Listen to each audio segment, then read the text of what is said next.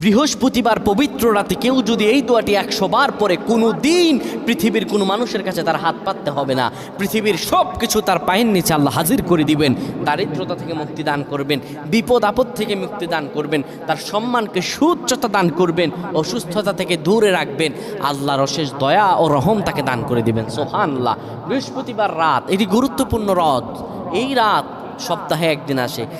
আরবিতে রাত আগে আসে, দিন পরে আসে। সুতরাং বৃহস্পতিবারের যে দিন গিয়ে রাত, এটি বৃহস্পতিবার রাত নয়, এটি শুক্রবারের রাত, এটি জুমাবারের রাত, এটি দোয়া কবুলের রাত, আল্লাহর কাছাকাছি হওয়ার রাত। সুবহানাল্লাহ।